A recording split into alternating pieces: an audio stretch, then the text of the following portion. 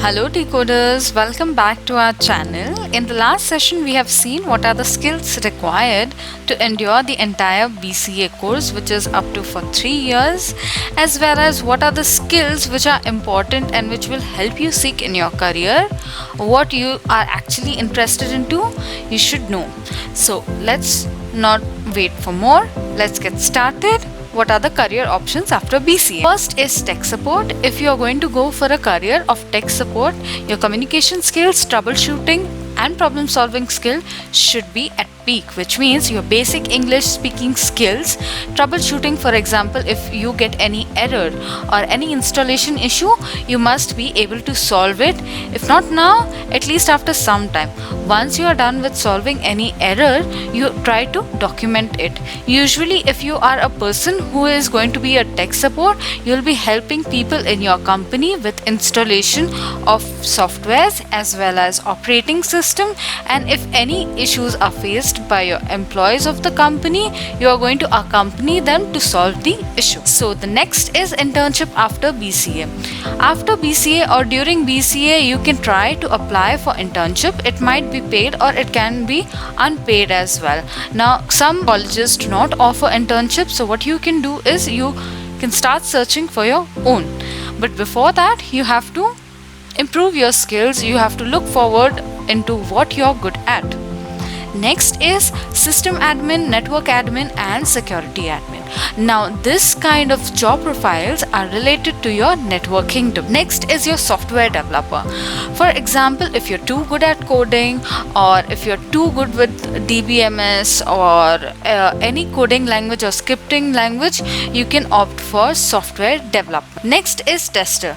Now many of us do not know what is the role of a tester. Usually, the tester are categorized into two parts, manual and automation. Now, usually if anybody cooks any dish or anything, what we do is check how does it taste, or we ask somebody to taste after doing the entire process of cooking.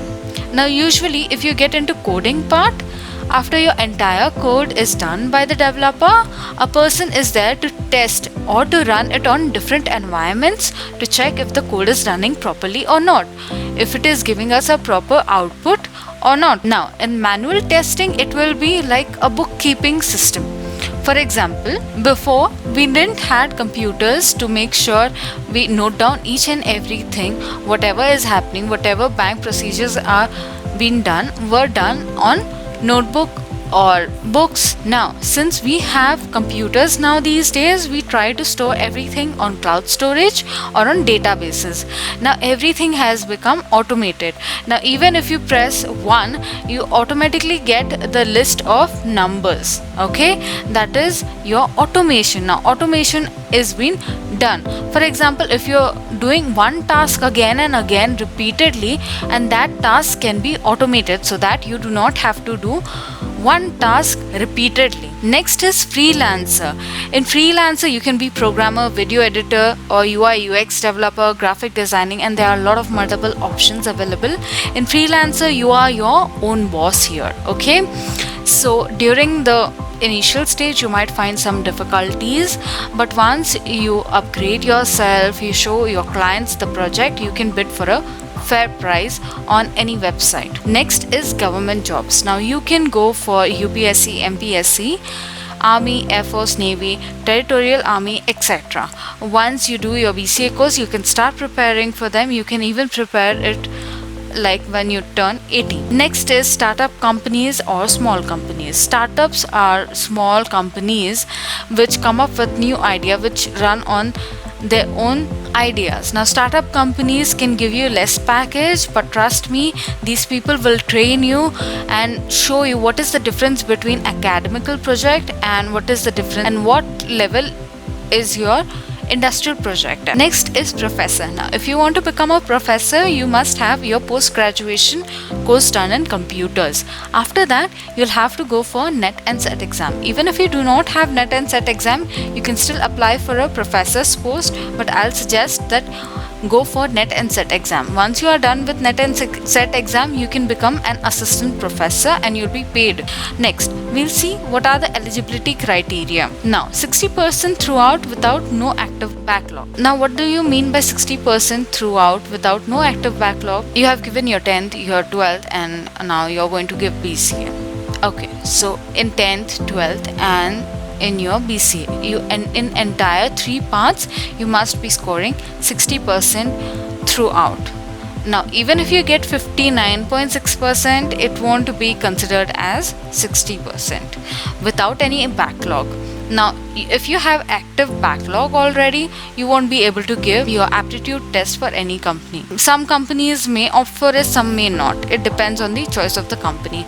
No gaps in education. For example, if you have taken a gap, 1 year gap or 6 months gap in your education, you should be able to justify as why you have taken the gap, and you should always make one gap certificate related to it so you can justify while your interview is conducted. Next is coding basics must be quite strong. Now, you might have heard OOPS concept is very important, so you have to go through it and make it more stronger. Database concept, networking concept, communication skills like how you're going to talk with each other, your conversation skills, how you can improve it, okay? And you must crack aptitude test by companies. Like basic maths will be one section, English will be one section, coding will be another section. When it comes to coding section, it can be divided into 2 halves. One will be just MCQ, another can be related to, they'll give you a problem statement on which you'll have to solve and make algorithm and code for it. In some companies they might give you to code, and some companies they might just give you MCQs.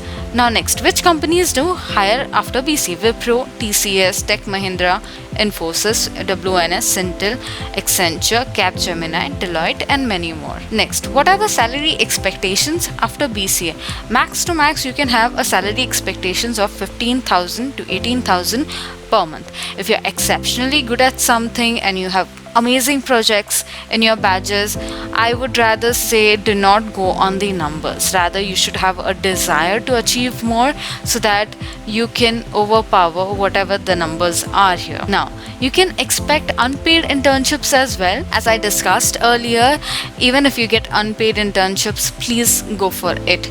Even if you are going to get paid internship, it might pay you around 2,000 to 8,000 per month. It might vary from 2 months till a year. Next bonus point is you can make your account on Naukri.com, Internshala, LinkedIn, Youth for Work. You have to make your account, so you start seeking for job.